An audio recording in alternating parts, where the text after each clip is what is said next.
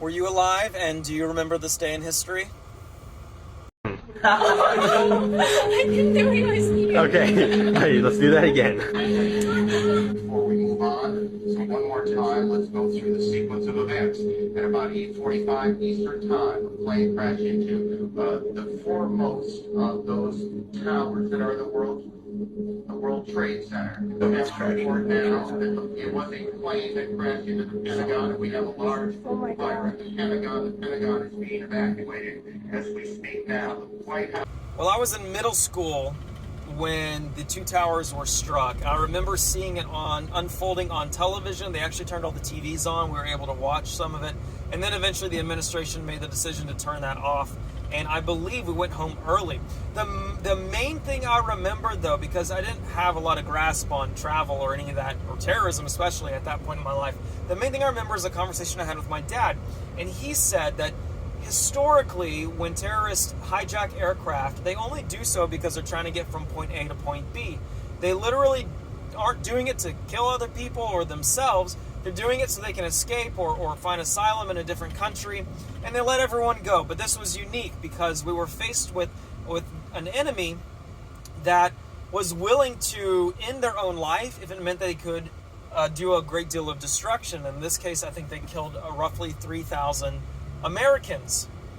So that really struck me because philosophically speaking, the idea of taking your own life, that's never made sense to me until about 5 years ago.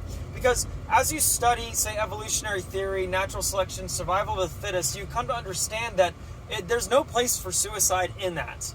That doesn't help a species propagate its genes. It doesn't help you specifically, an organism, propagate your genes. The point is to survive. The point is to live. And so the suicide throws a monkey wrench in that. And I remember reading, I kept wanting to figure this out. Like, why would someone take their own life? And I remember reading, G.K. Chesterton has a really great polemic on suicide. He basically says that it is like the sin of all sins because it destroys everyone. Now, I think he was missing something, and I'm going to explain that in a second. But just to explain what he's saying, he basically said that, someone who murders, they kill one person. But someone who takes their own life, they kill everyone. There's nothing on the planet, there's nothing on the earth they consider valuable enough to continue to live for. Like, not even the taste of ice cream or music, not their own family. There's nothing. And so they in essence, genocide the entire planet. And so he considered it to be a very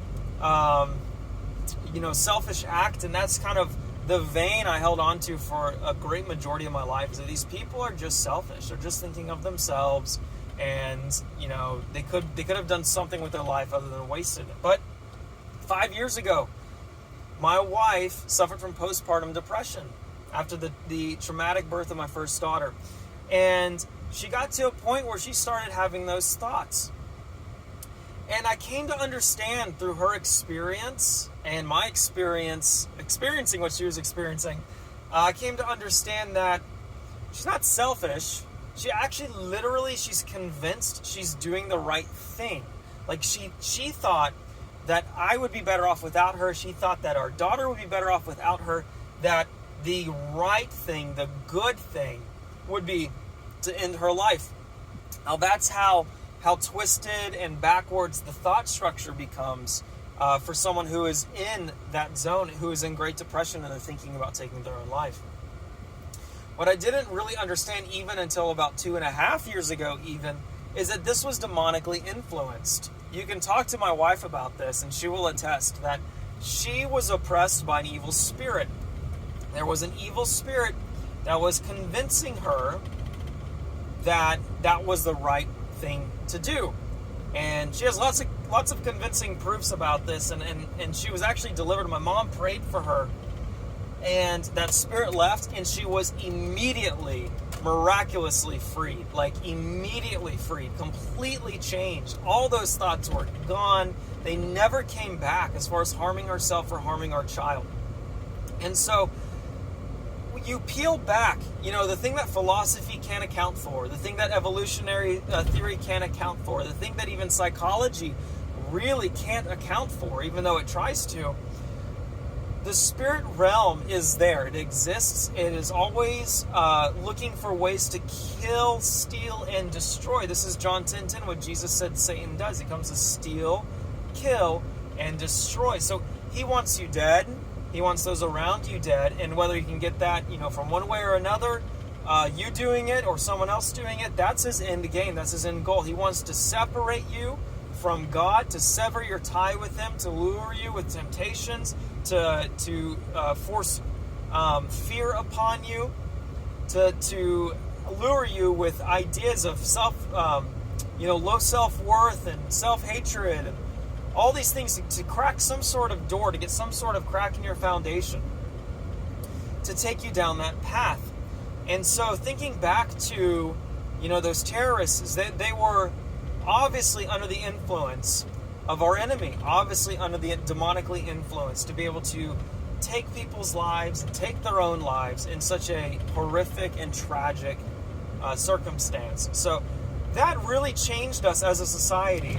If you weren't born before 9/11, you really don't have a great grasp of how that changed us, how the fear went out, and how our government clamped down. But in the end, there's great hope, because Jesus is our deliverer. Jesus is our deliverer.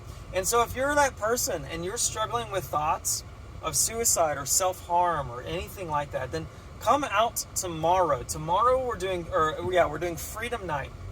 And we'll pray for you. I've seen tons of people delivered from suicidal ideation, from self-harm, from depression and anxiety.